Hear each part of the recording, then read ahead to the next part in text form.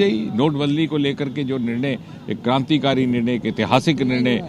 मोदी सरकार ने लिया था, प्रधानमंत्री श्री नरेंद्र मोदी जी के नेतृत्व में शताब्दियों में कहीं एक बार होता है और देश की जनता ने भरपूर इसका स्वागत किया है, समर्थन दिया है, सहयोग किया है। और प्रधानमंत्री जी ने अपने संबोधन में उसी समाज शक्ति के दर्शन की ओर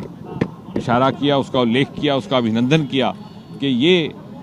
और हमारी समझ में इसलिए संभव हुआ कि प्रधानमंत्री जी के नाम को लेकर के इस प्रकार की विश्वसनीयता है देश के आम नागरिक में कि उन्हें विश्वास है कि प्रधानमंत्री जो भी निर्णय लेंगे उनके हित में होगा। और इसीलिए आरंभिक दिनों में हर प्रकार का संकट झेल करके भी उन्होंने इस निर्णय का स्वागत किया और निश्चय ही अगली पीढ़ी और आने वाले पीढ़ी के बच्चों के लिए ये एक बड़ा ही सार्थक निर्णय साबित होने वाला है। लगता है कि सर्जिकल स्ट्राइक या नोटबंदी जैसे मुद्दे आम जनता समझ पाएगी और आम जनता उस पर वोट करेगी उन मुद्दों पर? मैं समझता हूं कि समझ पाएगी के बजाय हम ये कहें तो ज़्यादा उचित होगा कि वो पूरी तरह समझ चुकी है।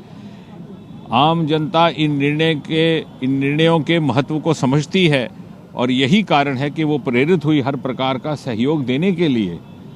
कितनी तकलीफें भी हुई होंगी आरंभिक दिनों में, परंतु किसी भी स्थान पर देश भर में किसी भी नागरिक ने ये नहीं कहा कि वो इस निर्णय का समर्थन नहीं करता, क्योंकि उसे मालूम है कि इससे न केवल गरीब के हित का निर्णय है बल्कि पहली बार 70 वर्ष के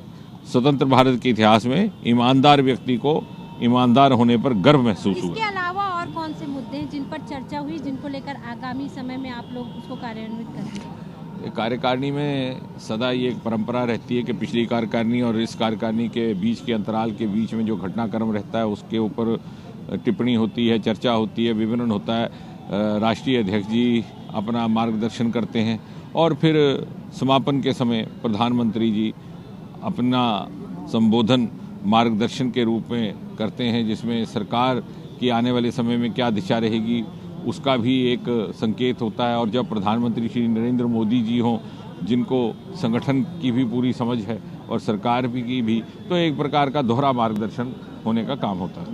चलो हो गया अरे हो गया ना। कहना है कि मोदी